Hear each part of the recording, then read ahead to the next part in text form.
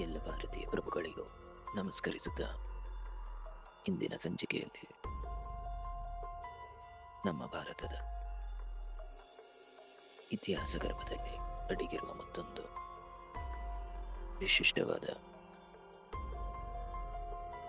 ಇತಿಹಾಸದಲ್ಲಿ ನಮಗೆ ಮೊದಲ ಚಂದ್ರಿಕೆಯು ನಿಮ್ಮ ಮುಂದೆ ಬಂದಿದೆ. ಅದುವೇ ಭೂಮಿ ಗೋಳಾಕಾರ ಎಂಬ ಭಾರತಕ್ಕೆ ಯಾವಾಗ ಬಂದಿತ್ತು?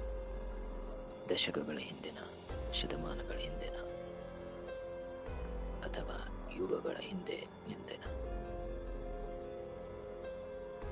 ಮೊದಲು ವೈಜ್ಞಾನಿಕವಾಗಿ ಹೇಳಬೇಕಾದರೆ ಅದು 5ನೇ ಶತಮಾನ, ಆರ್ಯಭಟ್ಟರ ಕಾಲ.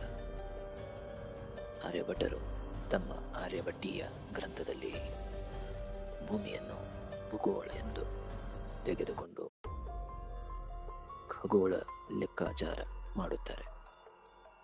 ಅವರು ಹೇಳಿದ್ದಾದರೂ ಏನು? ನಕ್ಷತ್ರಗಳು ಸುತ್ತುತ್ತಿವೆ ಅನ್ನೋದು ಭ್ರಮೆ. ಭೂಮಿ ತನ್ನ ಅಕ್ಷದ ಮೇಲೆ ತಿರುಗುತ್ತಿದೆ ಎಂದು. ಇದು ಕಾವ್ಯವಲ್ಲ, ಗಣಿತ ಮತ್ತು ಖಗೋಳಶಾಸ್ತ್ರದೊಂದಿಗೆ ನಮ್ಮ ಮುಂದೆ ಇಟ್ಟಂತ ಮಹಾ ಜ್ಞಾನಿ. ಅದರಂತೆ ಮುಂದೆ ಬಂದ ಬ್ರಹ್ಮಗುಪ್ತರು ತಮ್ಮ ಬ್ರಹ್ಮಸ್ಫುಟ ಸಿದ್ಧಾಂತದಲ್ಲಿ ಹೇಳಿದರು, ಎಲ್ಲ ವಸ್ತುಗಳು ಭೂಮಿಯ ಕೇಂದ್ರದ ಕಡೆಗೆ ಬೀಳುತ್ತವೆ. ಇದನ್ನು ಯೋಚಿಸಿ, ಸಮತಟ್ಟವಾದ ಭೂಮಿಗೆ ಕೇಂದ್ರ ಇರುತ್ತ ಒಮ್ಮೆ ಆದರೂ ಯೋಚಿಸಬೇಕಲ್ವೇ? ಇಲ್ಲ, ಇನ್ನೂ ಅತಿಯಾದ ಪ್ರಮಾಣ ಬೇಕಾದ ನಮ್ಮ ಜನರಿಗೆ ಸಿದ್ಧಾಂತಗಳಲ್ಲಿಯೇ ಅತಿ ಶ್ರೇಷ್ಠವಾದ ಸಿದ್ಧಾಂತವೆನಿಸಿಕೊಂಡಂತ ನಮ್ಮ ಸೂರ್ಯ ಸಿದ್ಧಾಂತವು ಭೂಗೋಳ ಎಂದು ಭೂಮಿಯನ್ನು ನೇರವಾಗಿ ತನ್ನ ಗ್ರಂಥದಲ್ಲಿ ಸ್ವಾಗತಿಸಿಕೊಂಡಿದೆ. ಆಕಾಶವನ್ನು ಖಗೋಳ ಎಂದು ಕರೆಯಲಾಗಿದೆ. ಇವು ತತ್ವಶಾಸ್ತ್ರದ ಪದಗಳಲ್ಲ. ಗ್ರಹಣ, ಪಂಚಾಂಗ, ಕಾಲಗಣನೆ, ಸ್ಪೆರಿಕಲ್ ಅರ್ತ್ ಮೇಲೆ ಆಧಾರಿತವಾದ ಪದಗಳು. ಇಲ್ಲಿ ಒಂದು ಮುಖ್ಯ ಅಂಶವೇನೆಂದರೆ, ಭಟ್ಟರು, ಬ್ರಹ್ಮಗುಪ್ತರು ಮತ್ತು ಸೂರ್ಯ ಸಿದ್ಧಾಂತದಲ್ಲಿ ಯಾರು ಭೂಮಿ ಸಮತಟ್ಟ ಅಂತ ವಾಕ್ಯಾರ್ಥ ಮಾಡಲಿಲ್ಲ, ಏಕೆಂದರೆ ಅವರಿಗೆ ಅದು ಸಂದೇಹವೇ ಇರಲಿಲ್ಲ. ಆಗಲೇ ಸ್ವೀಕೃತ ವಿಜ್ಞಾನ. ಇಷ್ಟೇ ಅಲ್ಲ, ಇದಕ್ಕಿಂತಲೂ ಹಿಂದಿನ ಯುಗಾತೀತಕ ದೃಷ್ಟಿಕೋನ ಇದೆ.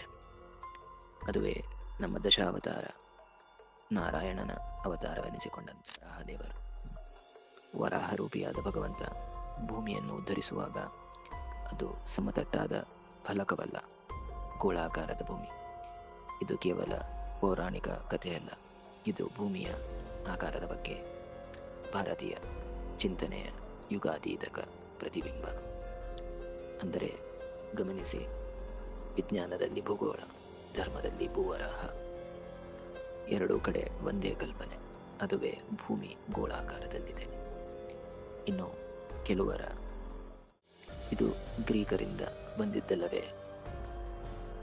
ಹಾಗಾದರೆ ಪ್ರತಿಯಾಗಿ ನಮ್ಮಿಂದ ಒಂದು ಪ್ರಶ್ನೆ.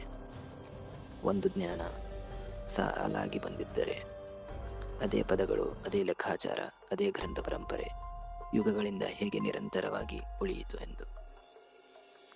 ನಮ್ಮ ಚಂದ್ರಿಕೆಯು ಕೊನೆಯದಾಗಿ ಹೇಳುವ ಒಂದು ವಿಷಯವೇನೆಂದರೆ, ಪಶ್ಚಿಮ ಜಗತ್ತು ಭೂಮಿಯನ್ನು ಕಂಡುಕೊಂಡಿತು.